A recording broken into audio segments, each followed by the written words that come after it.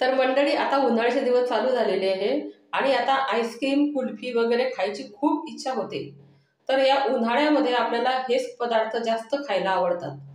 तर अशीच मी एक नवीन रेसिपी तुमच्यासाठी आणलेली आहे आज. तर ही आहे मँगो मटका आईस्क्रीम. तर मंडळी, हा जो आईस्क्रीम आहे तर हा अतिशय सोप्या पद्धतीने मी घरामध्ये तयार केलेला आहे आणि याला आपल्याला दुधाची वगैरे काही गरज नाही आहे. विदाऊट दुधाने आपण हा आईस्क्रीम इथे बनवणार आहोत. तर बघा किती सुंदर आपला हा आईस्क्रीम इथे दिसतो आहे आणि याचा सुगंध जो आहे तर तो पण खूप छान येतो आहे आणि यात मी वेलची वगैरे टाकलेली होती. तर त्याची चव इतकी भारी लागते या आईस्क्रीम मध्ये की खूप. बघा आता किती घट्ट आपला हा आईस्क्रीम इथे तयार झालेला आहे आणि आता मी तो चमच्याने काढत होते तर लवकर निघत पण नव्हता. तर अशा हा आपला आईस्क्रीम इथे मटका आईस्क्रीम बनवून तयार झालेला आहे. आणि बघा मंडळी, आता हा 2 मटक्यामध्ये मी आईस्क्रीम टाकलेला होता आणि तो अजून शिल्लक राहिला होता. तर एका असा पॅक डब्यामध्ये हा आईस्क्रीम काढून ठेवलेला होता आणि तो पण पहा किती छान असा सेट झालेला आहे आणि अतिशय असा रेडीमेड सारखा आपला हा आईस्क्रीम इथे तयार झालेला आहे. आणि तर तुम्हाला मी तो आईस्क्रीम काढून दाखवते एका बाउलमध्ये. बघा किती कडक आहे तो, असा वाटत पण नाही की आपण हा घरी बनवलेला आहे. आणि आपण बऱ्याच वेळा बाहेरून पॅकेटमध्ये जो आईस्क्रीम आणतो तर तो असा घट्ट सुद्धा नसतो, असा पातळच असतो. तर त्यापेक्षा आपण जर घरी आईस्क्रीम तयार केला तर तो खायला पण छान वाटतो आणि कडक सुद्धा होतो. तर मंडळी, आता यासाठी आपल्याला घ्यायचा आहे एक आंबा. तर आता बघा मार्केटमध्ये भरपूर आंबे आलेले आहेत. तर तुम्ही कोणत्याही प्रकारचा आंबा इथे घेऊ शकतात. तर आता मी इथे घेतलेला आहे केशर आंबा. तर ह्या केशर आंब्याची आपल्याला पूर्ण साल काढून घ्यायची आहे. आणि आता हा साल काढल्यानंतर आपल्याला हा जो मँगोचे जे आपले पीस करणार आहोत आपण, तर हे पीस आपल्याला एकदम याची बारीक प्युरी करून घ्यायची आहे. तर बघा आता आपल्याला याचे छोटे छोटे असे बारीक पीस करायचे आहे आणि ते पीस करून झाल्यानंतर आपल्याला याची बारीक प्युरी एका मिक्सरच्या भांड्यामध्ये किंवा तुमच्याकडे काही असं बारीक पेस्ट वगैरे करायचं काही असं भांडं असेल तर त्यामुळे तुम्ही करू शकता. तर माझ्याकडे पण आहे असं, हे सेलवरती आहे. तर याला सेल लागतात. तर सेल टाकले की हे आपलं जे काय आपल्याला काही बारीक करायचं असलं तर त्या भांड्यामध्ये मी हे बारीक करत असते. तर बघा असे छान पीस आपल्याला याचे करून घ्यायचे आहे आणि एकदम बारीक प्युरी करताना आपल्याला त्यात दूध वगैरे काहीच टाकायचं नाही आहे. तर अशी याच्यामध्ये बिना दुधाने मी याची बारीक प्युरी करून घेणार आहे. तर बघा मंडळी, आता मी यात दूध वगैरे काहीच टाकले नाही, पण एकदम बारीक याची अशी पेस्ट इथे तयार होणार आहे. तर तुम्ही हे मिक्सरच्या भांड्यामध्ये सुद्धा बारीक करू शकता. आता एका मिक्सरच्या भांड्यामध्ये आपल्याला 1/3 कप इथे साखर घ्यायची आहे. तर इथे आपल्याला जाड साखरेचा वापर करायचा आहे. तर आता यात टाकायचे आपल्याला 6 ते 7 बदाम आणि 6 ते 7 आपल्याला इथे काजू सुद्धा घ्यायचे आहे. आणि आता तुमच्याकडे जर पिस्ता वगैरे असले तर तुम्ही पिस्ता सुद्धा यात टाकू शकता. आणि आपल्याला 2-3 इथे वेलची घ्यायची आहे. तर बघा वेलची तर ही टाकणी गरजेचीच आहे, कारण या वेलचीमुळे हे जी मँगोची टेस्ट आहे तर हे खूप छान लागते. म्हणून वेलची हे नक्की टाका तुम्ही, वेलची अवॉइड करू नका. तर खूप छान टेस्ट लागते या मँगो आईस्क्रीमची, त्यामुळे आपण वेलची टाकणी इथे गरजेची आहे.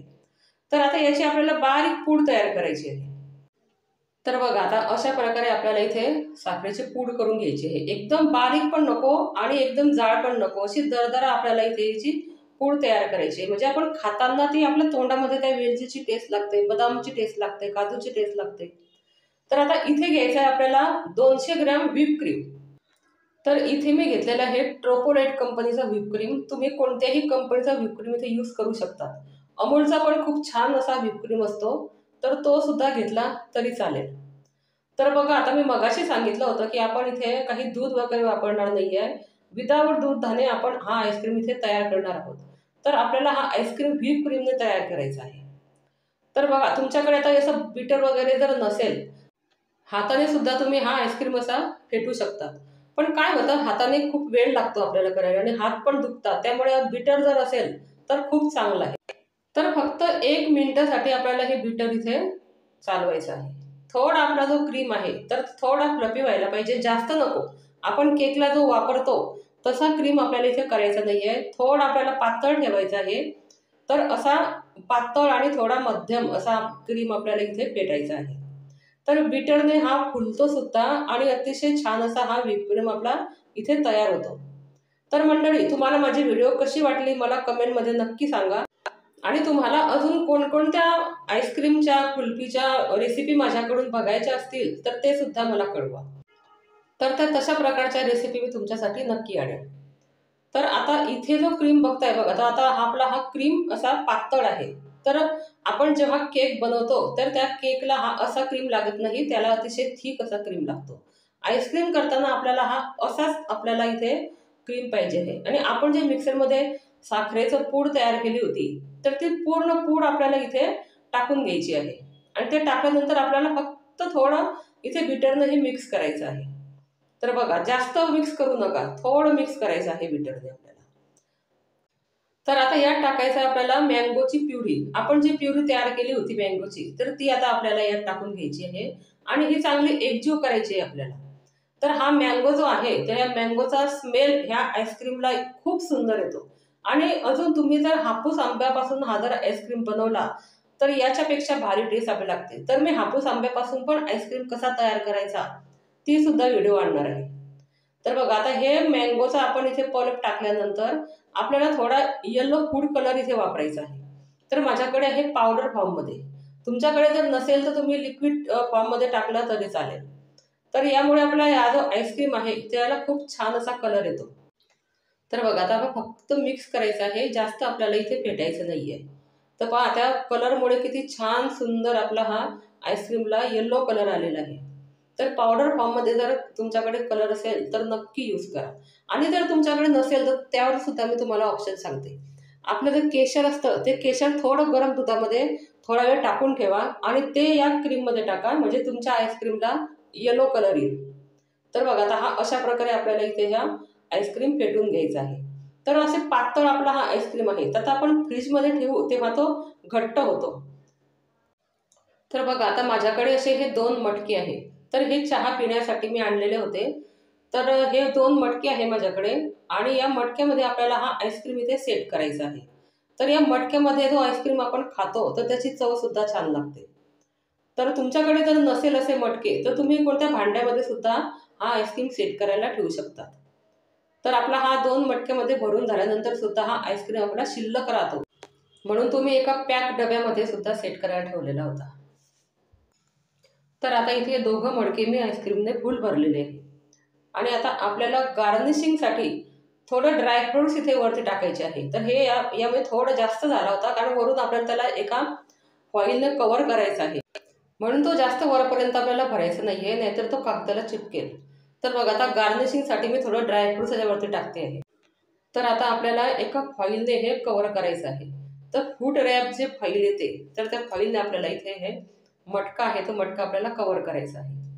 तर बघा, आता नेहमी आपण जेव्हा फूड असं काही आणतो बाहेरनं विकत, तर या फॉइलमध्ये ते रॅप केलेलं असतं. तर या फॉइलमध्ये आपण जे हे मटका रॅप केले, तर आपण जेव्हा फ्रीजरमध्ये ते ठेवतो, तर त्यात अजिबात काही पाण्याचा अंश हा जात नाही. एकदम पॅक करून ठेवायचं ते, म्हणजे एकदम व्यवस्थित आपला हा जो आईस्क्रीम असतो हा सेट होतो आणि अजिबात पाणी वगैरे त्यात जात नाही.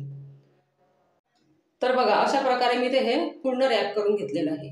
आणि आता आपल्याला हा जो आईस्क्रीम आहे, तर हा आपल्याला रात्र आणि दिवस 24 तास आपल्याला हा फ्रीजरमध्ये ठेवायचा आहे. तर बघा, फ्रीजरमध्ये जर ठेवलं तरच आपला हा आईस्क्रीम छान सेट होतो. आणि त्याचं जे आपलं टेम्परेचर वगैरे असतं, तर ते सुद्धा थोडं वाढवायचं आहे. कारण उन्हाळ्यामध्ये आपलं फ्रीजचं टेम्परेचर पण कमी असतं. तर ते जास्त वाढवायचं आहे आपल्याला आणि त्याशिवाय आपल्याला आईस्क्रीम हा सेट होत नाही. तर आता हा शिल्लक राहिलेला आईस्क्रीम सुद्धा मी या एका डब्यामध्ये काढून घेतलेला आहे आणि वरून त्याला गार्निशिंगसाठी थोडं ड्रायफ्रुट्स टाकते. तर बघा मंडळी, आता 24 तास झालेले आहे. आपण आपला आईस्क्रीम बघूया कसा सेट झालेला आहे तो. तर पहा, आम्ही जसा कागद इथे रॅप केलेला होता, तसा कागद आपला इथे राहिलेला आहे. आणि आता हे 2 मटक्याचे आईस्क्रीम तुम्हाला मी दाखवते की हे कसे सेट झालेले आहे ते. तर एकदम घट्टपणा आपल्या हा आईस्क्रीमला आलेला आहे आणि हा डब्यातला जो आईस्क्रीम आहे, तो सुद्धा आपला छान असा सेट झालेला आहे. तर आता मी दाखवते तुम्हाला हा चमच्याने की आपला हा आईस्क्रीम कशा प्रकारे इथे तयार झालेला आहे.